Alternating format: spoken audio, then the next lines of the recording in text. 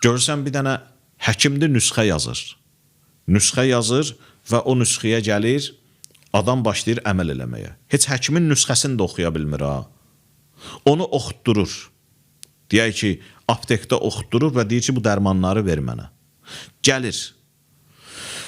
Müəyyən o müddətdəki dərmanları qəbul eləyəcək, o dərmanları bir dəqiqə olsun belə keçirtmir. Bir addım olsun belə həkimin sözündən çıxmır. Niyə görə? Çünki həkimin tapşırığına o qədər ciddi əməl eləyir ki, həkimin tapşırıb ki, filan şey yemə. Həkimim tapşırıb ki, filan şeyi ye. Həkimim tapşırıb ki, bu dərmanı filan vaxtda at. Nə qədər həkimin maşallah tapşırıqları var. Amma dərd burasındadır ki, o həkimin tapşırığına bir dəfə də niyə, nə üçün deməyib ha. Amma Allahın tapşırıqlarına 100 dəfə niyə deyir, nə üçün deyir, niyə belə oldu, nə üçün belə oldu. Həkimin tapşırığından bir addım olsun belə çıxmır, vaxtında o tapşırıqlara əməl eləmək istəyir. Amma İzâ zukirallah vəcilət qulubuhum budur. Zikr olanda ürəyə bax, gör ürəyin o zikrə nə reaksiya verdi. Həzrəti İbrahim Peyğəmbər bir dənə reaksiya verdi. Dedi, ey subbuhun quddus Rabbul mələikəti və ruh deyən şəxs. O dediyin zikri bir də deyib, var dövlətimin yarısı sənin. Bu qoyun quzu ki burada otarıram, malqara ki burada otarıram, sürünün yarısı sənin. Bir nəfər idi, şəxs idi, oturmuşdu. Subbuhun quddus Rabbul mələikəti və ruh deyirdi. Yaxşı. Həzrət İbrahim verdi. Dedi, bir də çək o adı. Var dövlətimin yarısı da sənin. Bir də çəkdi, yarısını da verdi. Dedi, bir də zikr elə, day heç nəyim yoxdur, özüm sənin. O şəxs dedi, ya İbrahim, mən Cənab-ı Cəbrailəm. Allah məni göndərmişdi ki, səni sınayım. Görüm ki, sənin onun adına, gözəl adlarına qarşı münasibətin necədir? O tərəfdə sürünü otara Həzrəti İbrahim eşidəndə ki, bir nəfər burada sevgilisinin, məşuqunun, Allahının adını zikr elədi, durdu gəldi. Allah bütün dünyaya bax bu münasibəti, bu reaksiyanı göstərir. Bax dostum budur. Həzrəti İbrahim ki, mənim dostumdur. Niyə görə dostumdur? Çünki bu adamın mənim sözümə, adıma qarşı reaksiyasına baxın. Adam var, heç vec eləmir, əhəmiyyət vermir. Quran-ı Kərim buyurur ki, mənim ayələrim şifaun lima fissudur. Sizin ürəyinizdəki bütün xəstəliklərə şəfadır. Qəlbinizdə, ruhunuzda nə qədər xəstəliklər var, şəfadır. Mənim göstərişlərim bu cürdür. Bax, adicə bir dənə misalı çəkim. Təyəmmüm eləyəndə, təyəmmümü torpaqla eləyirlər, əlləri vururlar, üzə çəkirlər, sonra ələ çəkirlər. Quran-ı Kərimdə təyəmmüm ayəsində Allah Teala buyuranda ki, təyəmmümdə bu cür eləyin, axırda gəlir deyir ki, Allah sizi pak görmək istəyir. Adam fikirləşir ki, mən bu torpağı, tozu götürdüm, çəkdim üzümə, gözümə, əllərimə. Burada nə paklıq var? Əksinə mən bulaşdım axı. Burada hansı təmizlikdən söhbət gedə bilər? Əksinə mən biraz natəmiz oldum axı. Hə, söhbət burada bədənin təmizliyindən, paklığından getmir. Allah buyurur ki, ruhunda təkəbbür adlı bir xəstəlik var, istəyirəm onu paklayayım. İstəyirəm sənin ruhundakı xəstəliyi yaradan aparım. Ruhu paklamaq istəyirəm. Quran-ı Kərim ruhdakı xəstəliklərə şəfadır.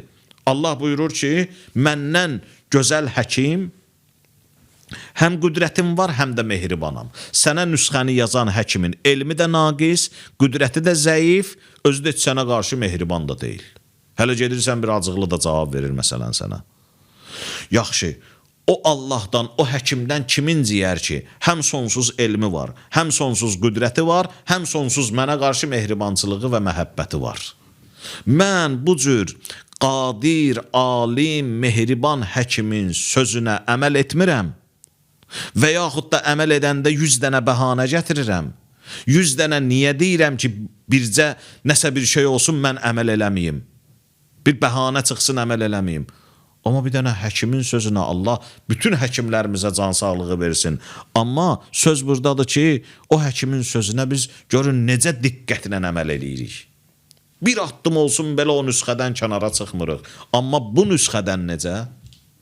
Bax, reaksiya bundan ibarət olmalıdır. Mənim Allahın özü qalsın, biz elə sözündən danışırıq. Bizə göstərişlərindən danışırıq. Ki, Allahımızın bizə göstərişləri nədir? Kaş bir həkimin nüsxəsinə verdiyimiz əhəmiyyət qədər, onun sözlərinə verdiyimiz əhəmiyyət qədər, əhəmiyyəti Allahımızın nüsxəsinə, Allahımızın sözlərinə, əmr və qadağalarına verərdik. Bir insan bunları düşünməlidir. Bu mübarək Ramazan ayında bunları düşünmək üçün ən yaxşı fürsətdir insan üçün ki, mən düşünüm. Bir var, Ramazan ayını insan sırf orucluq ayı kimi qərar verir özünə. Elə sırf oruç tutmaqla keçir də. Bir də var ki, bəzi məsələlər var barəsində gərək düşünə. Qarşıdan mübarək gecələr gəlir, əhya gecələri gəlir. Əhya gecələrində bir var əməl olunası şeylər, bir var barəsində düşünməli şeylər. Bəzən biz mübarək Ramazan ayını, Qədr gecələrini yaşayırıq. Necə yaşayırıq? Sırf əməlləri yerinə yetirməklə məşğuluq. Bəli, bu gecədə, bu gündə məndən nə istənilib? Bəli, gedirəm, onları yerinə yetirirəm. Filan dua oxumaq lazımdır, 100 rəkat namaz qılmaq lazımdır, 70 dəfə əstəğfirullah demək lazımdır, 70 dəfə Allahümmə lə'an qətələtə əmiril müminin ya 100 dəfə demək lazımdır, filan demək lazımdır, filan surəni filan qədər, filan namazı filan qədər, əhya namazı var filan. Onları öyrənirəm, gedirəm, eləyirəm. Çox gözəl, Allah qəbul eləsin. Amma alimlər, ariflər əhya gecəsinin əməllərini 2 hissəyə bölüblər. Buyurublar, var əməl olunası şeylər, var düşünməli şeylər. Biz əməl olunası şeylərə əməl eləyirik, amma barəsində düşünmək zərurəti olan şeylər barədə düşünmürük. Ona görə də zikrimizin, əməlimizin bəzən dəyəri olmur, faydası olmur. Quran-ı Kərim buyurur ki, "Yəzkurunallaha qiyaman və qu'udan və ala cunubihim və yetefəkkərun fi xalqis semavati vel-ard." Möminlər olardılar ki, Allahı zikr eləyərlər və düşünərlər. Zikri boş deməzlər, həm də düşünərlər, fikr eləyərlər. Bax, bu məsələlər barəsində biz orucluğu sırf ac qalmaqla, oruç tutmaqla keçirtməyək. Bəzi vacib məsələlər var ki, barəsində düşünək. Allahımızın bizə orucluqda bir tapşırığı var. Amma məgər elə Allahın tapşırığı Ramazandan Ramazanadır, orucluqdan orucluğadır, namazdan namazadır. Allahımızın başqa tapşırığı yoxdur. O qədər tapşırıqları var ki. Biz ancaq 5-10 dənə dini ayinlər var ki, namaz, oruc, həc, dəstəmaz, qusul, bu tapşırıqlar. O qədər haramlar var, o qədər müstəhəblər var, o qədər əxlaqi göstərişlər var, o qədər şəri qaydalar, hökmlər var. Biz onlara münasibətimiz necədir?